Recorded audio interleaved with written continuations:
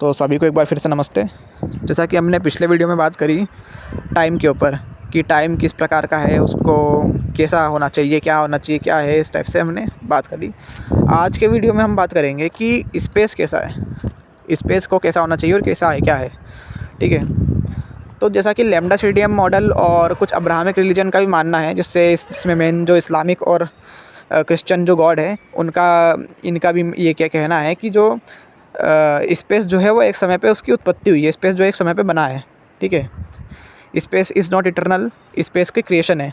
Abrahamic religion का मानना है स्पेस एक क्रिएशन है, और लैम्डा सीडीएम मॉडल का मानना है कि स्पेस जो है वो एक्सपेंडिंग है, बिग बैंग से निकला है और एक्सपेंड हो रहा है। ठीक है, तो इस पे हम सोचेंगे।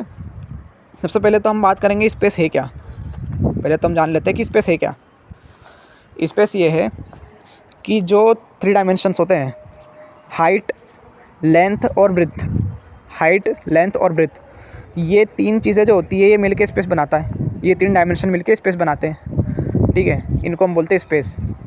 और ये क्या करते हैं कि इनके कारण हम पोजीशन और कोऑर्डिनेट जो है उनको हम जान पाते हैं कि एक्स कोऑर्डिनेट में कितना है, वाई कोऑर्डिनेट पे और जेड कोऑर्डिनेट पे। ठीक है, इस कारण से हम जान पाते हैं।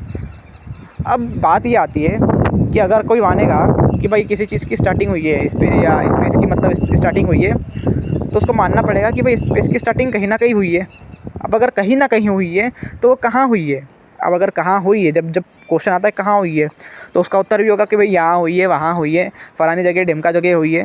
तो जब हम कहते हैं ना कि यहाँ हुई है, वहाँ हुई है, तो ये एक्चुअली हम पोजीशन की बात कर रहे होते हैं। और जबकि पोजीशन किसके कारण होती है? स्पेस के कारण। पर जब स्पेस था ही नहीं, तो फिर स्पेस की जो पोजीशन है खुद की, ये किस पे डिपेंडेंट हो गई अब? इसका हेतु क्या है? इसके ये क्यों है ये पोजीशन? मतलब वहाँ पर पहले से स्पेस है, मतलब हम एक और स्पेस मान रहे हैं वहाँ पर।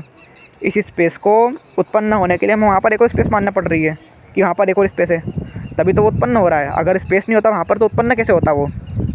इसलिए हमको उसको इटर्नल मानना पड़ेगा। ठीक है, लैम्डा सीडीएम का मानना है कि जो स्पेस है वो एक्सपेंड हो रहा है। वो भी गलत है बिल्कुल। क्यों? क्योंकि एक्सपेंड हो रहा है तो कहाँ पे एक्सपेंड हो रहा है? वो लेंथ है, उसकी लेंथ बढ़ रही है, हाइट बढ़ रही है, या उसकी ब्रेड्थ बढ़ रही है? क्या बढ़ रही है? अगर ये बढ़ रही है तो ये तो खुद स्पेस है। तो मतलब स्पेस को ही बेसिस पे मतलब स्पेस बढ़ रही है, स्पेस के रिस्पेक्ट में स्पेस बढ़ रही है उसकी, है ना। स्पेस की जो लेंथ है वो बढ़ रही है, मतलब स्पेस जो एक्सपेंड हो रहा है ना।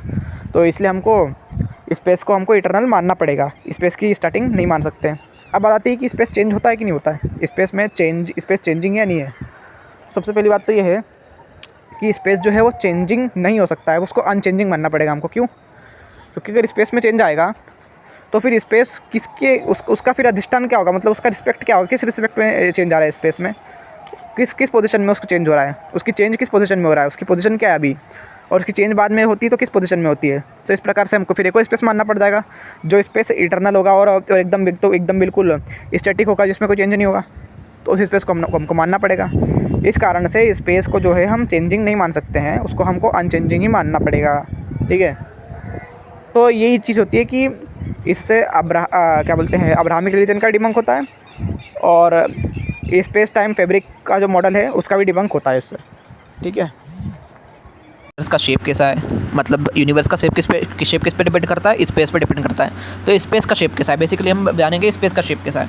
ठीक है, साइंटिफिकली 3 शेप माने जाते हैं। यूनिवर्स के 3 पॉसिबल शेप होते हैं स्पेस के। एक तो क्या बोलते हैं, फ्लैट होता है, फ्लैट, एकदम फ्लैट। ठीक है, सब जगह से बराबर, एक रस, फ्लैट। और दूसरा होता है कि कर्व्ड, जो कर्व हो, मतलब कर्व में कौन सा, स्फेरिकल हो वो। ठीक है, कि यहाँ से शुरू करेंगे हम, यहाँ से कंटिन्यू हम आगे बढ़ते जाएंगे और अंत में हम यहीं पर आके पहुँचेंगे, है ना। उस प्रकार का फ्लैट। हाँ, बस उस प्रकार का कर्व, बस हम उसको कर्व को देख नहीं सकते, हम अपनी आंखों से वो कर्व नहीं देख सकते हैं, क्योंकि बहुत बड़ा कर्व होता है। ठीक है, इसलिए हम उसको देख नहीं सकते। और एक होता है हॉर्स शेडल। जो हॉर्स शेडल होता है ना, जो घोड़े पे जिस पे बैठते हैं हम, उसके जैसा शेप होता है, मतलब चिप्स जैसा। हाइपरबोला सर्च कर लो, हाइपरबोला, कि वो किस प्रकार का होता है, वो मिल जाएगा। तो इस प्रकार का शेप माने जाते हैं। लेकिन जब CMBR का जब हमने देखा, CMBR से जब हमने कैलकुलेट करा कि स्पेस का जो शेप है, ठीक है, स्पेस का जो शेप हमने कैलकुलेट करा, यूनिवर्स का शेप, तो फ्लैट ही आया। ठीक है, और फ्लैट यूनिवर्स अगर फ्लैट हम मानेंगे, मतलब फ्लैट उस टाइप से नहीं जैसा हम ये नॉर्मल चीज़ें फ्लैट मानते हो, उस टाइप का फ्लैट नहीं, ये अलग टाइप का फ्लैट है। मतलब वैसे हम इसको फ्लैट वगैरह की कैटेगरी में नहीं रख सकते, लेकिन अगर हमको तब भी समझना हो, समझने के लिए भी हम अगर फ्लैट बोले तो फ्लैट वो ऐसा होगा कि जो सब जगह से बराबर हो, बस इतना, ऐसा इस टाइप से। वरना अगर हम उसका शेप मानेंगे कुछ ना कुछ अलग, कर्व वगैरह इस टाइप से कुछ शेप मानेंगे, तो फिर वो उसका फिर हमको अलग डायमेंशन मानने पड़ेंगे कि भाई किस डायमेंशन में वो ऐसा शेप है उसका। जैसे कि अगर कर्व है तो कर्व कौन से कोऑर्डिनेट में कर्व है उसका, कौन से कोऑर्डिनेट में कितना कर्व है ना, उस टाइप से हमको मानना पड़ जाएगा, एक्स वाई जेड उस टाइप कोऑर्डिनेट। और ये कोऑर्डिनेट का आधार कौन है, खुद स्वयं स्पेस। अब जब स्पेस में खुद एक और स्पेस आ रहा है तो फिर उसमें फिर वो प्रॉब्लम आ जाएगी ना, फिर स्पेस में स्पेस, स्पेस में स्पेस, ऐसे करते करते इन्फाइनाइट रिग्रेशन चलेगा।